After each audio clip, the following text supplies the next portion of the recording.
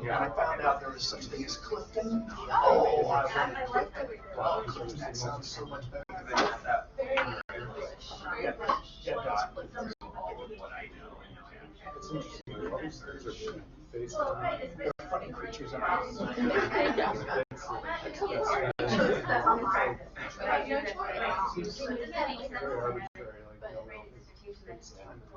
actually thought about what this especially from the Asian.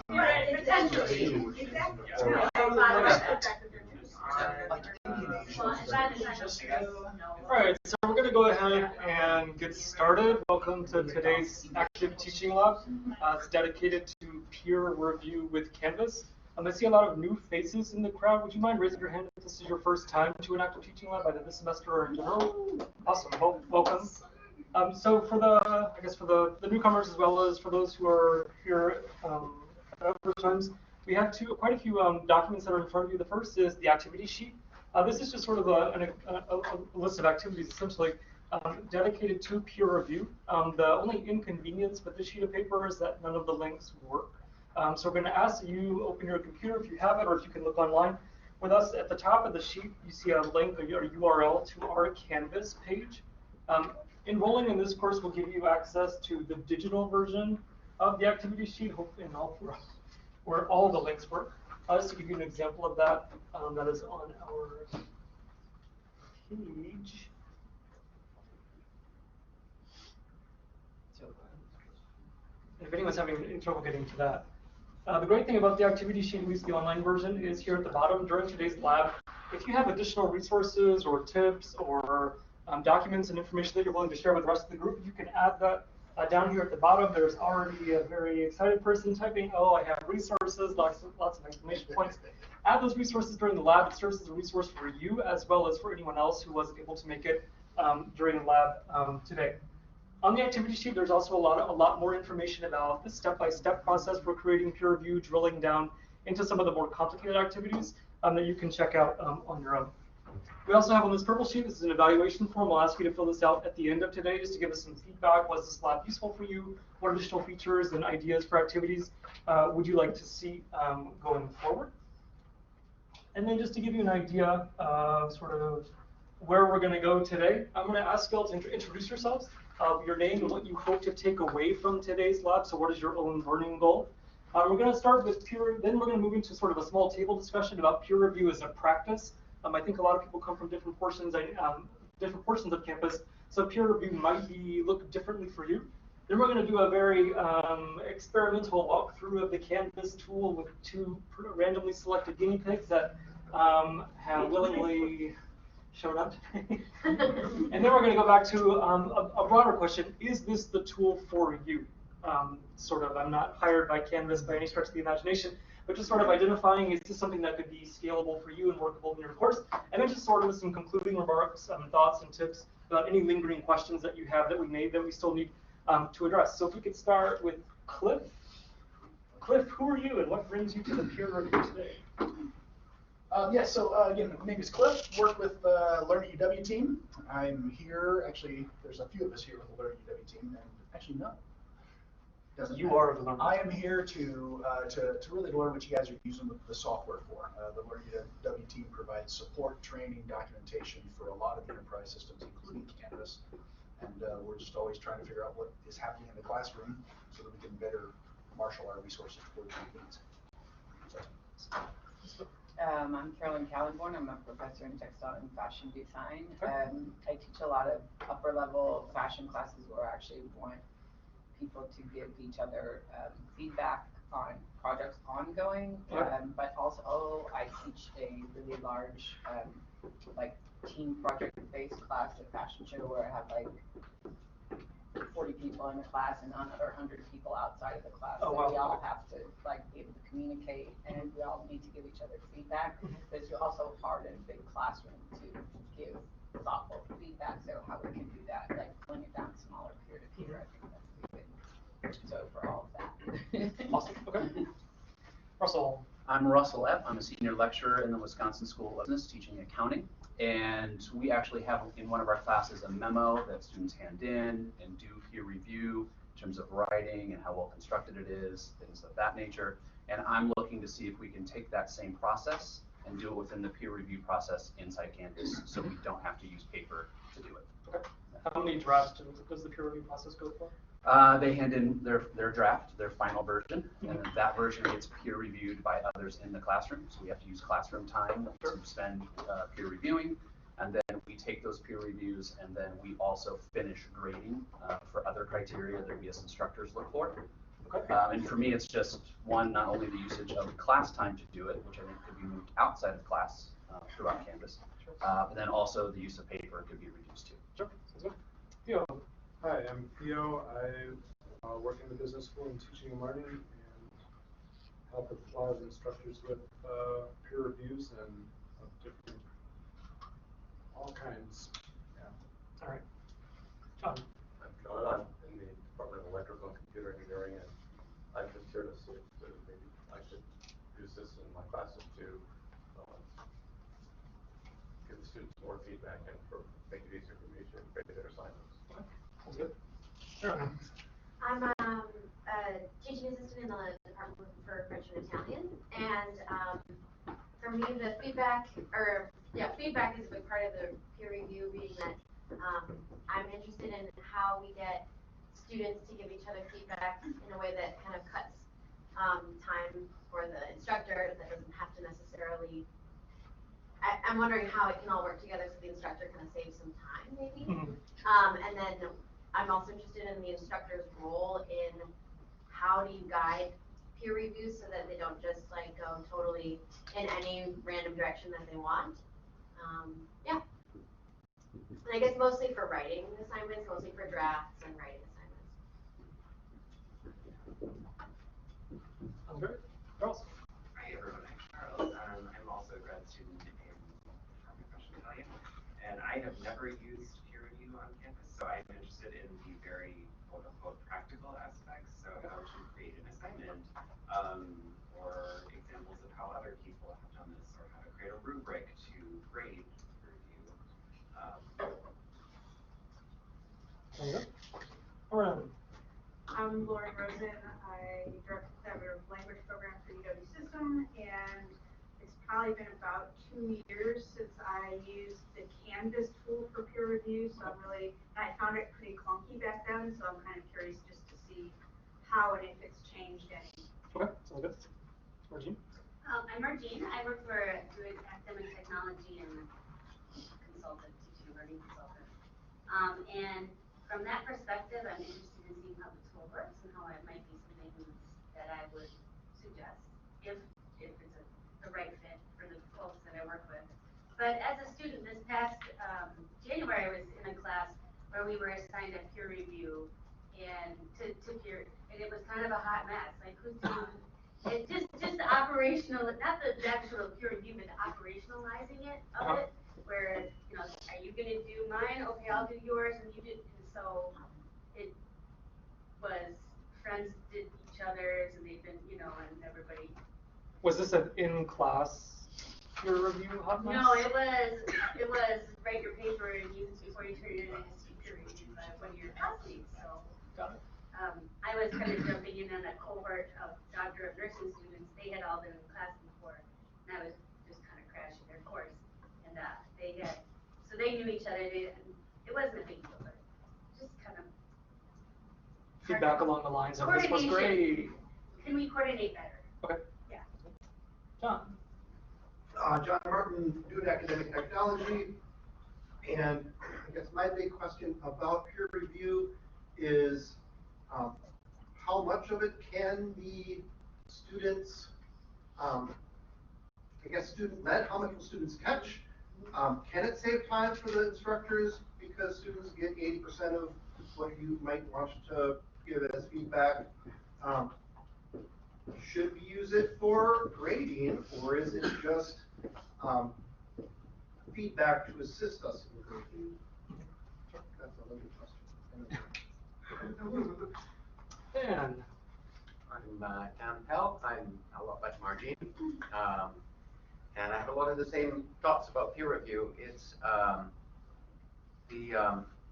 one of the features of Canvas that I never used when I was teaching. And so I don't have any first-hand experience with it. I did a lot of peer review, but never through Canvas. And so I always wonder, is there a place for this in some of the courses that I consult? Sure. Hello, everybody. I'm Bing. At present, I'm a visiting scholar in the Department of Curriculum and Instruction. 2 months ago, I just came from China. In my university, actually, we do not have such a system about peer review. So I'm very curious about how it can work and how effective it can work. Sure. So that's why I'm here. Okay. Thank you. Megan. Yeah, Megan Adams. I teach in the information school. Okay. And this semester I'm teaching a course online. Students are recording and submitting a lightning talk on a topic. A lightning talk, is that? Yeah. Okay. And I'd like them to peer review that, so I'd like to be able to use a tool to help distribute that to them. Could you share what a lightning talk is? Yeah, so a short conference-style presentation is about 7 minutes long. It'll have slides and narrative. Really, it's sort of a very abbreviated format of a conference talk, where they try to communicate the most important parts of an argument. Is it just an audio file? I mean, is it just a lecture capture, but there's video as well, or? So hopefully they will submit. Hopefully they will submit a screen recording that also has voiceover. Okay, sounds good. Interface, I assume, or maybe. Some of them may just use slides. Okay, great. My name is Corey Schmidtbauer. I'm an instructional designer with Do It Academic Technology. Still new to campus, so getting used to the Canvas LMS. So trying to learn how the groups and feedbacks peer review works with the system and hear what other faculty have experienced and have questions about as well. Awesome.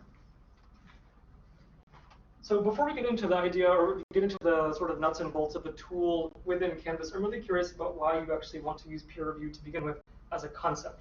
So I'd like for you to take 3 to 5 minutes to reflect on some of these questions. For you as an individual or as an instructor or instructional designer, what is peer review and what is the goal of it? Is it just so students can correct their spelling errors, or is there actually more substantive feedback that you're looking for in the peer review goal? And what experiences have you had in the classroom? I think we've been through some of these already.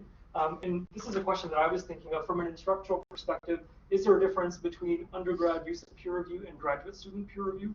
If so, how does that alter your conception of what peer review is as a process?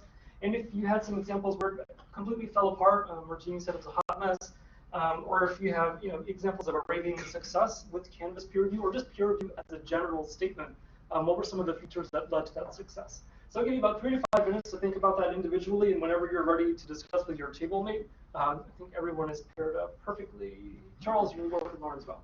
And then we'll go from there. What are we trying to do? We are partners, and I'm just a techie guy. The show is kind of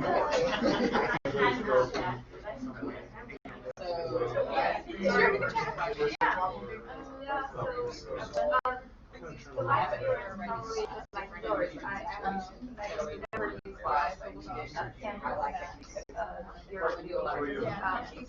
Just an amplifier so far. Just to students have you experienced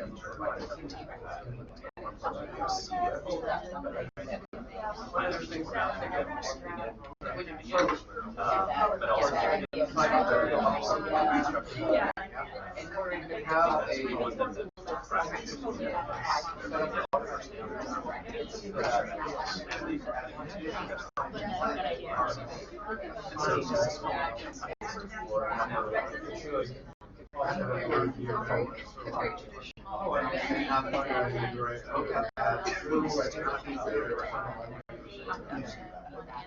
and we don't agree on how well we just thought if given the help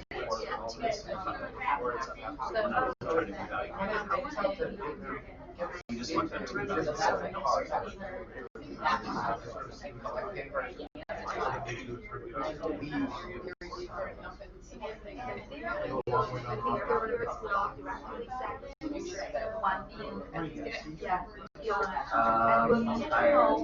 each class is 4, and there's 7 different things. It's a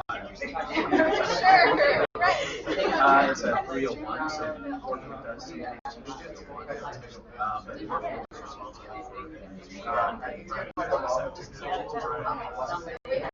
301. You've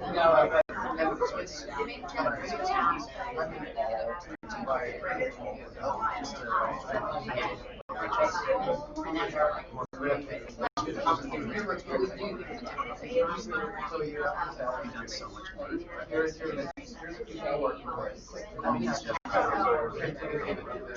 So it's working with sort of a iterative process for deeper training.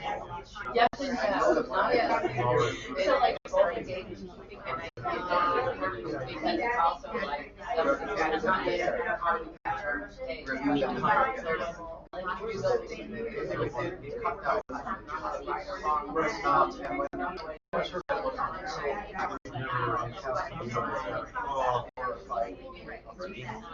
I always say, I see my face, you're in the wrong side.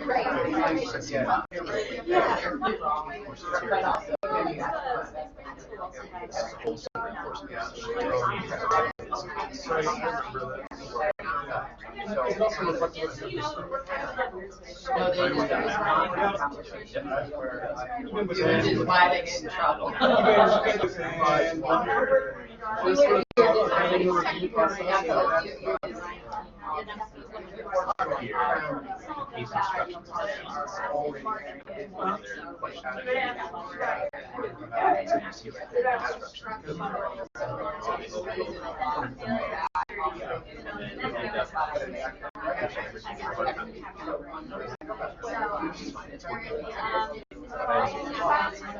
Rather than take 25 minutes. So I want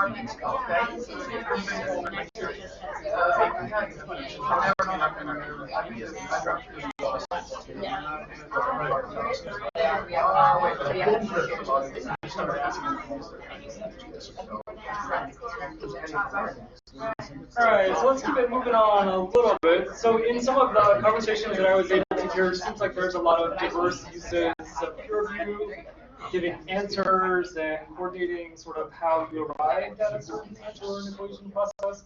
Also through the fashion industry and designing, checking designs for cultural sensitivity within the group is a very interesting use of peer review. Just wanted to sort of make a list of, or a few examples, or a few, why do you bother with peer review to begin with? Because you want to use it in Canvas, you're at least tempted by the idea, but for what purpose is a general statement? What are some of the goals you have for your own peer reviews? I'll start if you want, but I think, but I'm in art and design, and we have, thousands of excellent answers to any particular problem. So we're not trying to get to the right answer. Mm-hmm. We're trying to figure out how to build something that addresses the best way that we can. So the need for multiple perspectives is gigantic. So, and the students think of things I would never think of. I don't want to be the arbiter of what everyone should have, and they'll notice things and come a perspective I would never have. And it's good at helping each other. They also need to learn how to give that feedback to other people too. Yeah. So it's really integral in what we do. There's a huge history in design and art for peer review as well. So in some ways, you're so far ahead of much of other academia, especially at the undergraduate level, where we have always been taught it's only our own work and it's between us and the instructor and not for anyone else to see. And the sad part about that is that people aren't used to getting feedback from their peers. Or giving it. Or giving it. So when they're afraid to give it other than, oh, nice job, friend, like me. Or if it's not positive constructive criticism, it's like, oh, you hate me and you hate, not that I can improve with my work here, but that you hate me, and they take it personally because they don't have the experience with that. And speaking of that, Martina, the example where you said you crashed a course, What was the purpose of that feedback? Was it in a nursing course? Yeah, it was a doctor of nursing practitioner course. That was they had a 3-course sequence on it's their learning, their teaching certificate. Sure. So practical nurses who want to teach. I'm doing curriculum and instruction, so I wanted to learn about nursing and curriculum instruction. But the purpose of that was to make sure that we hadn't missed any big chunks of the assignment, right? That people were meeting the assignment and to give some feedback. And a lot of these students were learning how to use APA for the first time. That's the citation. American Psychological Association. Yeah, American Psychological Association, MLA. This was they were used to using AMA, which is American Medical Association. So we're flipping the citation style so that Okay, so more formatting, not say formatting, more copy editing type? I would say so, but also checking on ideas and things like that, because there's complex ideas at that level. But just to add on to the goals of peer review, especially at the novice level, is practice. If they have enough scaffolding, practice talking and learning and thinking in the way of the discipline. So adopting some of the language and thought processes of the discipline that they're playing with. Awesome. And Russell, you said you have a final project example of peer review. What's in the peer review that you're using, what is the goal of it? In large part, the peer review process is in regards to the second line down, which is about giving feedback, and what the other person mentioned about receiving the feedback. It's just as a way to practice that exercise. And we don't even grade how well they provided feedback or peer reviewed. It's just whether or not they did or didn't do it. But it's just a matter of practicing. Do you give them examples of poor and sufficient feedback? So we don't really look at the quality of the feedback or the peer review. It's kind of binary, you did it or you didn't. It's more about them practicing that. Okay, yeah. Awesome. And John, you had an interesting example that I haven't heard yet of using in a mathematical example of peer review. Do you mind sharing that example? Well, it wasn't something really that I did, but what I'm looking for is... That's okay too, it's a goal. Yeah. It's a goal, that's what you would like, yeah? Yeah, that where the dream would be one student would look at the other student's homework and be able to assess, did they solve the problem, did they get the right answer, did they go through a logical sequence of steps, did they make any illogical leaps in their argument. But if they're that good, do they really need to take the course? So, yeah, it's a bit of a, that's a stretch. Okay. But at least if I'm looking at their review, then it would give me a heads up. Oh, I need to look here. This part is questionable, or this part's okay. Sure. And it would speed up the grading process, perhaps. Awesome. And sometimes somebody else looking at when I'm just learning something, I can see what somebody else did in a different way than looking at my own, because you're not as attached to it. So, and that's a good lesson all by itself. So. And I think that that's kind of where I was coming from originally, but I can see there are other benefits to doing this, of getting feedback, giving feedback. So getting to this point, self-testing is a really strong way to learn for your own work as well. And oftentimes, it's a one point, Carolyn, that you can't see it in your own work, but it's really obvious in somebody else's work. And once you see it in somebody else's work, then you're primed to look back at your own work and say, oh, maybe this isn't the most straightforward way of doing this. So just peer review is a way of sharing other ways of thinking about things outside of our own brains. Is like that alone is I think worth And for those of you that have had a positive experience with peer review, what was positive about it?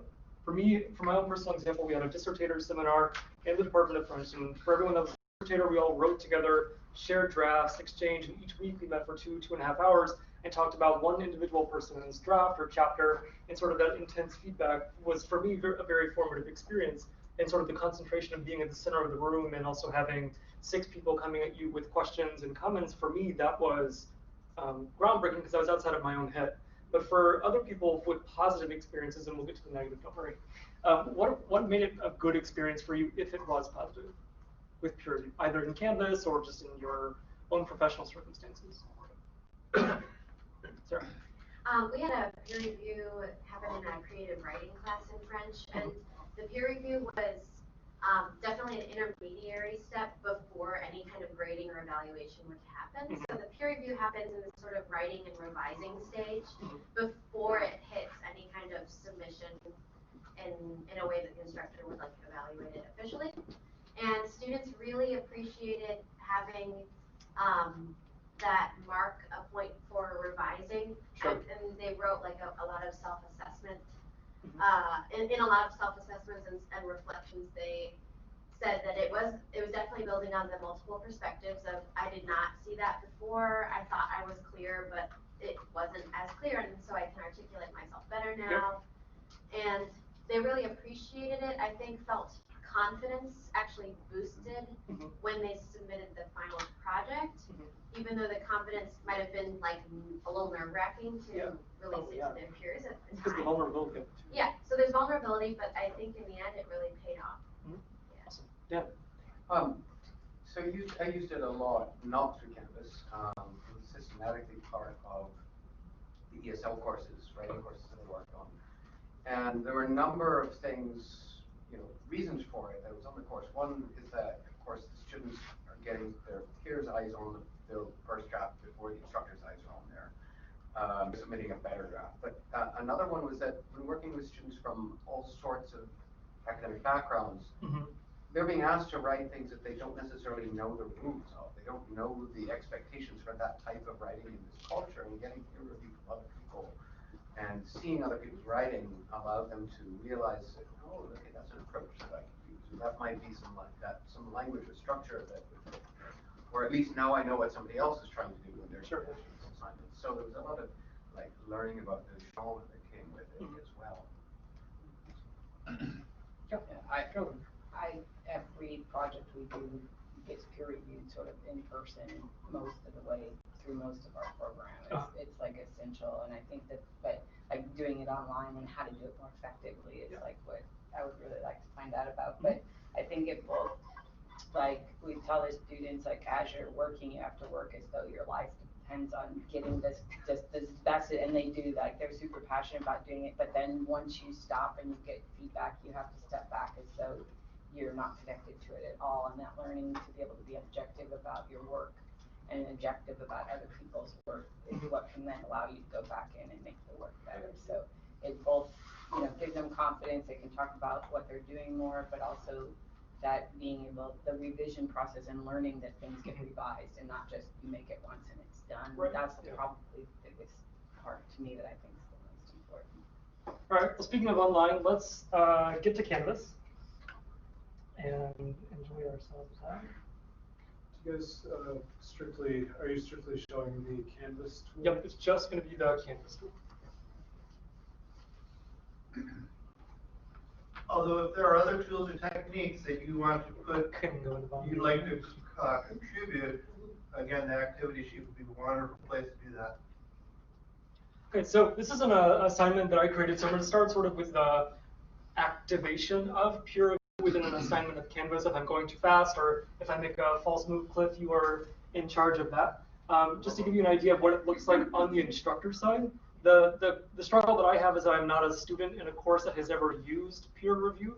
So my two charming guinea pigs have agreed to be the students in the course, and one is going to show their screen so we can see it from the student side. So you can evaluate also as well whether or not this is an effective use of students' attention, whether or not this is something that's too complicated for them, and they're not focusing on the actual content of the assignment itself.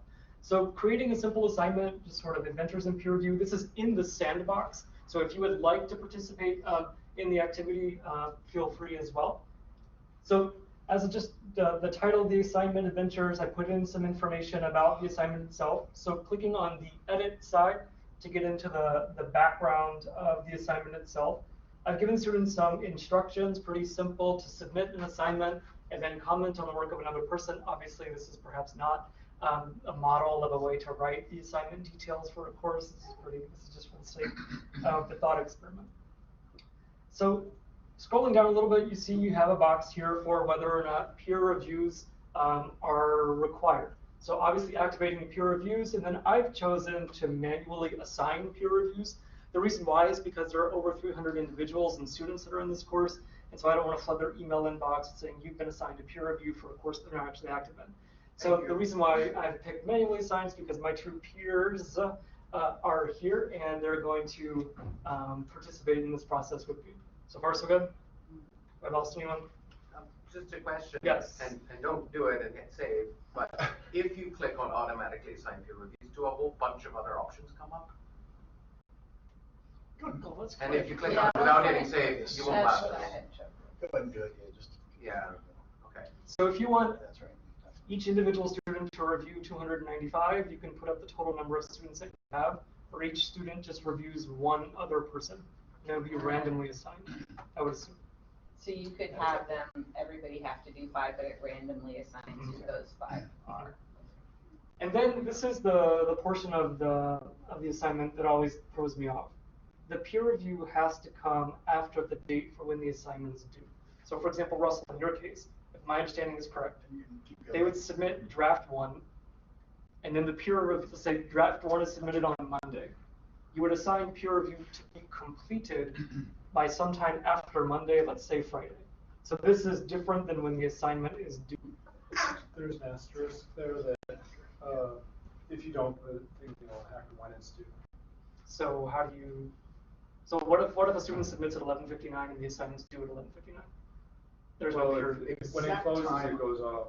Good point. Exact time I don't know, but I would say that if that's one of the shortcomings is if a student does not submit when it is due, this triggers when it is due, and they will be left out of the peer review because they don't have a submission. And the person that was supposed to review them does not have a student. Well, and there I don't know. Does it do this? Does it satisfy the 5 before everybody submits, or if it just at the moment the assignment is due, Canvas kicks in and says, okay, everybody who's due is part of, everybody who has a submitted object is part of the pool. So I don't know which one it goes. But that is one of the shortcomings that I've heard about. I don't know if it's been fixed, but yeah, if students do not have something submitted by the due date, they get left out of the review process. Yeah. I'm just gonna guess, looking at that great text and underneath, that messy option is the reality, and that what you probably want to do is set the assigned reviews like 12 hours or 24 hours after the due date, and totally slam anybody who's late because they'll get left out of the process. Yeah. That little tiny gray text looks like Canvas's solution to a big problem. Yeah. And tell the students, even if you're not done, you gotta submit something. Submit something, even if it's a 80% done solution. Get it in there so you can be involved in that. At the bottom of our activity sheets, we have several other labs that we've had faculty come in, and this is one of the things that they've talked about. And the solution is, as Dan says, make sure you give them enough time so that if people turn it in at 11:59 and 0.3 seconds, they get cut off. Yeah. So give them that buffer to be able to get it in. So aside from those nuts and bolts, how are we doing so far? For those of you that are brand new to the pool, lost anyone completely? No, totally weeds? Alright, I'm just gonna save this just to make sure that we're all good. Sarah and Charles, and anyone else who wants to participate.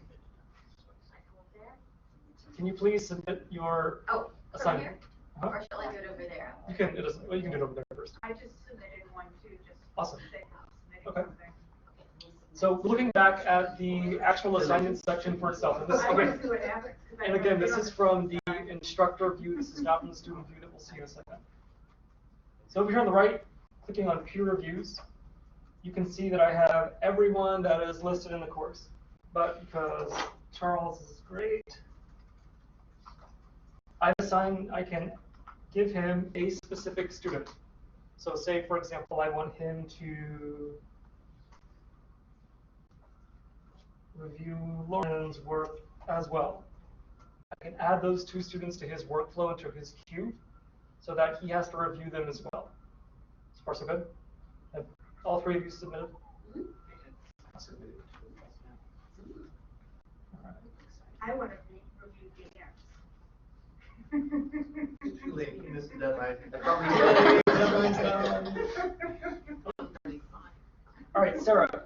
So now that you submitted your assignment, can you come up here and show us? I guess we can do it this way. From a student perspective, you've completed the assignment. Have I assigned you?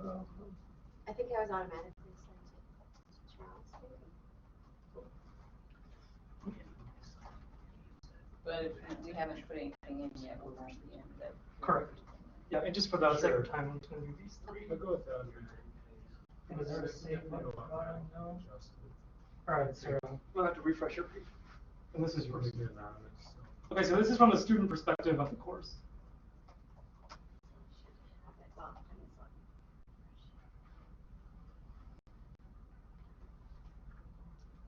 Do you think it's being saved here? Oh, there's an assign peer reviews button on the far right. I'll bet you have to check that. That's for automatically assigning, I'm manually doing. Oh. Right? Because I've gone to Sarah, if you go up to your name. But it's two. Oh, yeah. So I've given her Charles. Okay. And let me see if I go in here. Oh, here it is. So going back into the assignment, so this is, again, this is another step for students to realize that that the peer review is found in the assignment, right? Charles. It's also found, I believe, in the to-do list on their dashboard. Ah, okay. Should we just look at it real quick? That's great, yeah. Do it. Dashboard, oh. And I'm hoping that's the case. You have a lot of things to do. Great project.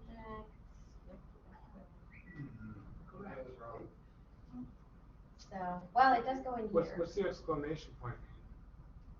If you roll over, does it give you a Yeah. warning? I was trying this on one, so even if I do this manually. So then you can see Charles's response. This is the response. Jeff gave a work, smiley face, Charles. So you do that, and then I don't. So can they give each other a grade or an review? It's just plain text or. Oh.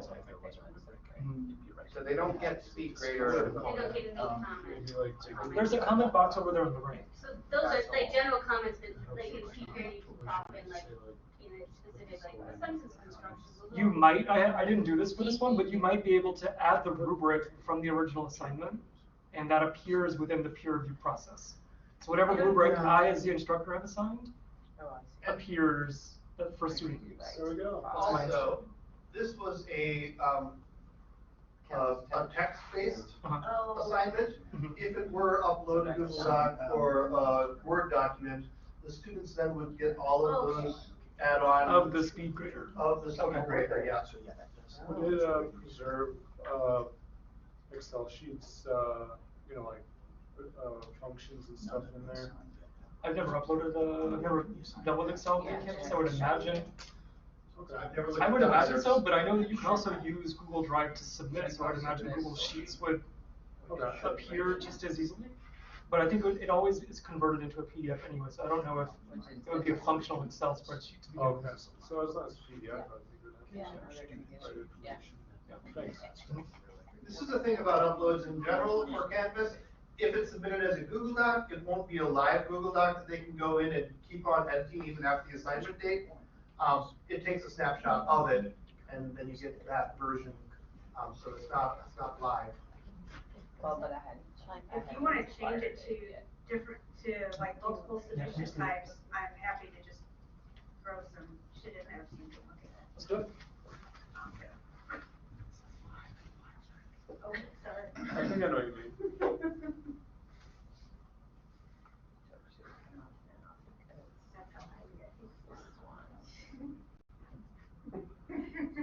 Oh, I see. Oh, good. So the other nice thing about that peer review is that in addition to the comment box, they also can do multimedia comments. So they can do an audio walkthrough or a screencast or maybe not a screencast, but add sort of a narrative. So it's not just potentially hurtful words without any of the nonverbal softeners that we have in conversations. They can talk through it, say, I like what you did here. One criticism that I have would be, it's not a big thing, da-da-da-da-da. And Lauren, what did you want to share? I can share whatever kind of document you want. An Excel sheet, for example. Oh, yeah, upload Or a Google or whatever. Let's do, you said an Excel spreadsheet? Yeah, let's do an Excel spreadsheet. That'd be great. You have to change the assignment No, submission you can type? resubmit. But the submission type is I something can different. resubmit, yeah, Oh, it was oh. allowing me to resubmit, so. Throw in a word doc. It's already, yeah, did it? Yeah, yeah. Yeah, it's good.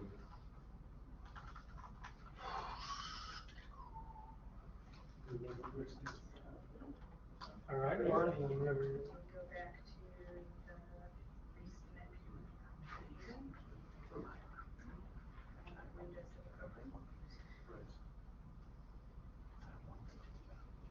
resubmit. And then just for the further sake of the experiment, Sarah, I'm going to add you again. I'm going to add Lauren to you. Okay. So you can go. To see if we can peer review a spreadsheet, for example. Should I resubmit it as a Google file I kept you. or as it's uploaded? Upload. Upload? Yeah. Okay. So if you're assigning them, can you assign someone that hasn't turned in their assignment yet? Probably not, because they wouldn't appear. Okay.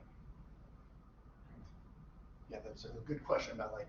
Can you assign them to review someone else's something? I've uploaded a Word document. Yeah, so even if they get zero submission. They can still. Lauren, have you uploaded yours? I am submitting it right now as an Excel file, so you'll have one of each.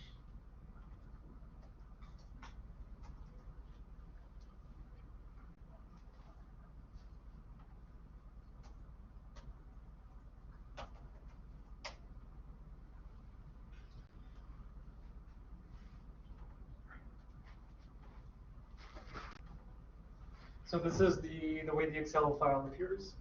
So it's not at all, I don't know if there's any color coding or concatenation in your original document. No. I threw a formula in mine. For the video.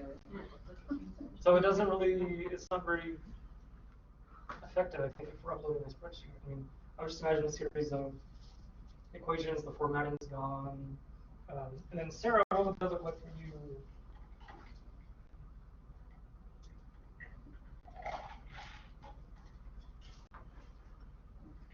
So then on the student side, you can download the file. It doesn't appear automatically as well. What happens if you click view feedback? There. Oh god, that bug is still there. Okay. And then you can add your comments. Yeah, you can resize that window inside the gray box to make it fit. They can go off the Excel sheet for the download. Can you do your editing right there? Yes. Then? Well, you can do like some of the markup stuff, yes. Okay. Comments. Yeah. So the same features and tools of the speed grader, but the formatting obviously is a little off, to say the least. So just to me at least, the results of this sort of just poking around at it, I don't know if I would use peer review personally. I'm a little turned off. Lauren, what do you think about the clunkiness of it? For Excel sheets specifically? Just as a general statement. Well, not being an instructor and just playing around with it on my own some time, of the it's clunkiness of trying to figure out who is supposed to review what, I think has been improved as far as finding what you're supposed to review, but it still use a little bit more work. Sure. You could set it up so that they know that so they upload the thing and they know that the expectation is that they download it, do peer review with, comments from Word and re-upload it. So rather than trying to navigate the interface. And I think that brings up a good point that I forgot who, I think was who made it. It was Sarah, you mentioned scaffolding and walking students through the peer review process with them in Canvas. Because I would imagine there are some students who have never used peer review in Canvas before, just as many instructors have never used peer review. So working with them and walking them through, saying, here's how you download the file, here's how you add your comments, here's how you view someone else's assignment that has been assigned to you. If it doesn't appear in your to-do list, why would you expect that to appear in the actual assignment itself? And there are links on the top of the second page of the activity sheet one of the things that I want to point you to is the Writing Center has some really good suggestions for instructors on how to set up peer review, because the other thing is a lot of our students have never done this before, so they don't know how to give good constructive feedback. It might be that they spend all of their time looking at, you know, 2 spaces after the period versus good qualitative feedback, constructive feedback. You're not supposed to do 2 spaces after. We're not going to get into that today. So in the short time that we have left, I want to give you back some time to think. Now that Dan, yeah. I would just wanted to follow up on that is that in getting peer review to work in ESL courses but other courses too, actually training students around how to even speak about someone else's work in a polite and constructive way, as well as giving them a very scaffolded rubric, which maybe gradually you built them up over many assignments to a point where they're able to do it without the scaffolding, right, is as much a part of the success of peer review as actually setting it up and making it. I mean, you've got to train, it's a skill, and you've got to help to train people. And when you're looking at people whose language isn't necessarily, their language instruction in their past hasn't prepared them for that, you also have to think of giving them the language that they would even need to do that, so that they can do it confidently and constructively. Let me build off on that. The scaling of the rubrics, or the making rubrics increasingly complex, the first time they do peer review, don't give them the super complicated, comprehensive peer reviews thing. Say, do A, B, and C. Make it simple for them. And then the second time, they've already done A, B, and C, so now you do D, E, and F, or A.1.2.3, B.1.2.3, and you can get more and more complex to build them up into that case. When you do have a rubric attached, it does show up in their peer review, so it's right there for them to click on and say, what am I supposed to look for again? There it is. It's a visual reminder. It's just-in-time learning for them. Oh yeah, this is what I'm looking for. And that'll help them, again, with their own work as well as they reflect back on what they did. So in the final few minutes that we have, I want to give you a chance to consider how you would structure your own peer review. We've seen some of the obstacles, some of the roadblocks, some of the considerations for scaffolding, whether or not you give students time in course to work with Canvas and work with you with Canvas. Just to give you a few minutes to think about the project that you're setting up for peer review. So Russell, the example of your papers, you know, what is the duration? What does the timeline look like? Would you give students a week to submit an online assignment, and how would that affect your actual course? And you, Carolyn, as well, integrating 140 students, you said? Well, within the class, it's like 40 in the class, but anyway, it's just a lot of communication. But in the class, it's about 40. So just going to give you a few minutes, sort of with your table mate as well, to consider these last questions. How would you time it? Is there a rubric that students would use? How would they know what they're looking for? And would you even use this Canvas tool, or is there another example of peer review that you would use to achieve the same end? So I'll give you a few seconds, give you a few minutes to think about that, and then we will close up.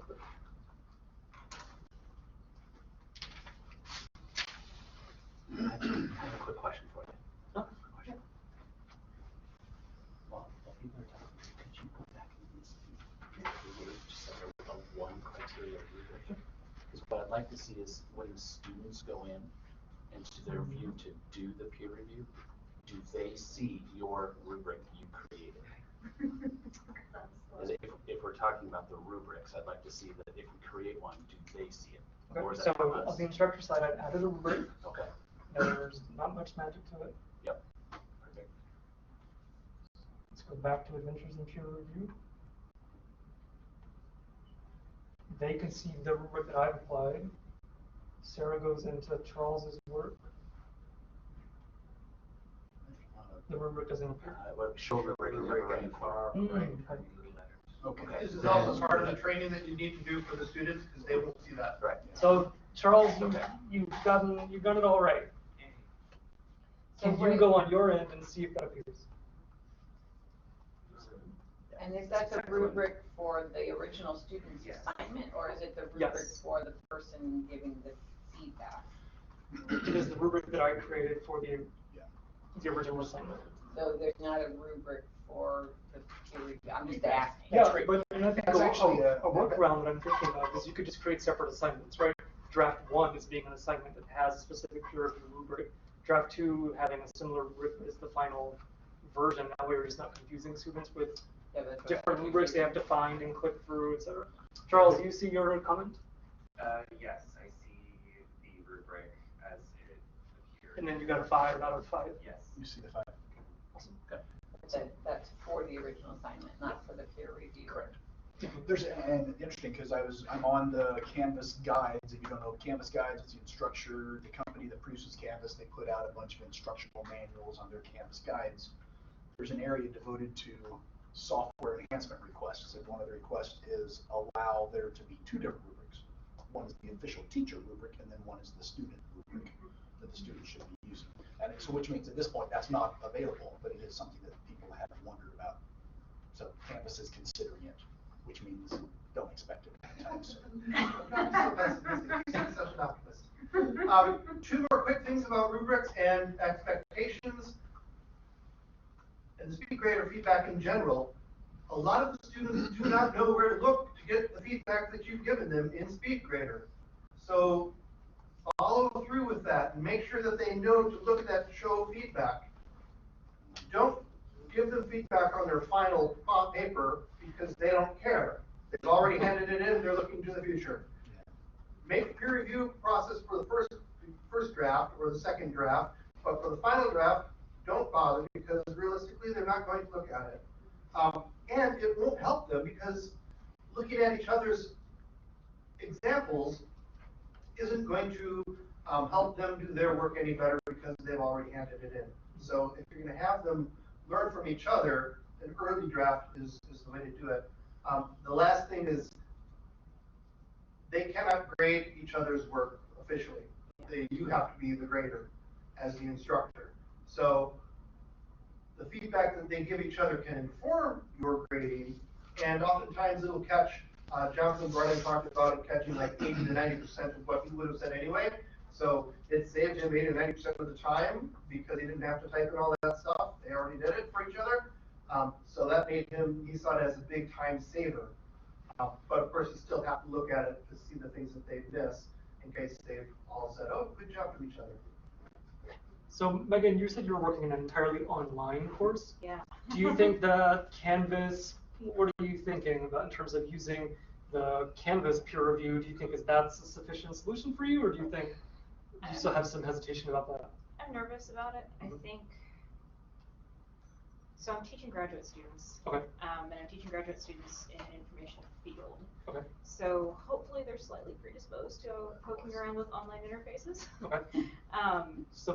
Hopefully that context will help. I'm thinking that I need to give them like a video walkthrough of like, this is where you click, this is what you expect, this is when to expect what. And I think I might try it, because otherwise I anticipate a lot of administrative work on my end and making sure that I can get all the things to all the people and all the timing that they need to have those things to be successful. And I know on the activity sheet there is a tutorial step-by-step guide that you could use to adapt for your own purposes for that. Yeah, that would be great. To help students. Yeah. I would, to address that, Megan, one thing to do is make sure that the first time they do it isn't on their capstone final project. Yeah. They Yeah. build in a low stakes. Yeah. Week 1 or week 2, get to know you, kind of like peer review where they actually try it out there and it doesn't affect their grade at all. So that by the time they get to the important stuff, they've done it before and it's a process. So Yeah, and I wanted to add one thing to what John was saying is that peer review online is great, but it's 10 times more valuable than to get them to talk to each other about it once they have done that and build some class time in for them to actually look at that and explain what they meant in writing those comments. Lauren. So I have a question based on what John said. I 100% agree that the instructor is the one that should be ultimately determining the grade of the student. What happens to the information from a rubric where the students in peer review have actually given a grade or points or whatever on that rubric? Where does that go to? And how does that calculate into the student's actual grade? Does it go anywhere? It's not calculated anything. It shows up, and I believe that if there are like 5 people peer grading or peer reviewing, you'll see 5 rubrics with their 5 things on it. It might average them out into 1, but that final grade that they get is blank. So each of the categories will get suggestions, but it is up to you as the instructor to do that final and then make submission, submit it. So you just find out that, oh yes, they did do their peer review as assigned, but you don't. Would it show up in the speed grader, you think? I'm trying to figure out where, you know. So for example, if everyone gives Charles a 5, do you see, does it sort of a little gray 5 appear saying this is the average the student received? Or, and where Yeah. does that show up? Right, Does that yeah. actually go into the grade book? And if it doesn't, where's the value? Yeah. How is that information valued? And where does the instructor see that I actually reviewed his stuff and gave him a score? Mm-hmm. And I didn't just open it up and say, oh, he did his thing, and then close it. Yeah. You know, where's that information go in Canvas? I do know if I put an assignment and I have them have a paper and they have to have peer reviews, when I go to grade it in SpeedGrader, every comment they made to someone else all shows up right behind it. So I can see what 6 things they said to somebody else. Yeah. Well, actually, now that you've seen it. Now, is it also 6 rubrics or is it just the comments? I don't even, I think rubrics I just do for myself. I don't even know if they can see it, and if they're filling them out, I don't always use the rubrics either. I do a lot of free form Everyone gets writing. their own rubric showing up so that Charles would be able to see the 5 people who grade their 5 choices on the rubrics. And I, But I'm not sure. would see And all you of would those see all as 5 well. of those as well. Lauren, so it does appear, Okay. this would be Sarah's grade, it's anonymous, obviously, I guess. Or here, let me refresh. And this is on the instructor side. Yeah, because I just submitted a comment on, so you can maybe see how they come together. Okay. So you can see that I say, here are my comments for Charles, but you can't tell who graded who gave the 5 points necessarily. Okay. What happens if you took that view rubric? And where do I see that Sarah was the So one that's that? your. Because if you go into Sarah's, you'll see, if you go up into Sarah's in the speed grader, you'll see what she wrote, and then you'll see her comment that she wrote. Oh, you'll see it. Yeah. It should be. No, I think I used to do that for me last year. Paper view, what's under the other view? Because it would be, I would have those and they would all show up, everything that they had said to everybody would be right on. So there's nothing that tells me necessarily that Sarah was the one that made the comment. So I don't know how to give her any credit for putting in that effort. Yeah. Okay. This is kind of the funky things that I struggle with. Well, and I would assign it as to grade other people's things. And I would say the challenge I've always had trying to figure this out is that, yeah, I'm not a real teacher in a real class with real students. So this is where it might be good. Do one that is worth 0 points the first week and just get everybody get in it, and you spend a little bit of class time looking over the shoulders of the students and say, what are you seeing, where are you seeing it, and then kind of figure out. I know that's not always the best case scenario, but because I'm totally with, forgive me, instructor here, that you got to be able to see that. I mean, as an instructor, you've got to. It's a matter of where is it? Where is it? I know I've got one. And the fact that you guys have thrown together a demo real quick here, you know, there might be Can you something look in the and see if process there's that another is peer inaccurate. review activity or something that? If you go to the assignment, Is it in the grades or something? peer reviews, yeah, actually, yeah, click on the peer reviews, there you go. Are there any trackings there of who has completed? Because, oh, you know what, those haven't even assigned yet, so. Because those are all like the people. You were in the grader before, and I'm just wondering if in the grader, does it automatically create a peer review assignment? That Yeah. In the grader or in the grade book? either SpeedGrader or the grade book, I mean, SpeedGrader is looking at content in the grade book. So Megan, for you, you should plug in the image. That's an Excel sheet, actually. Oh. And with a formula in it.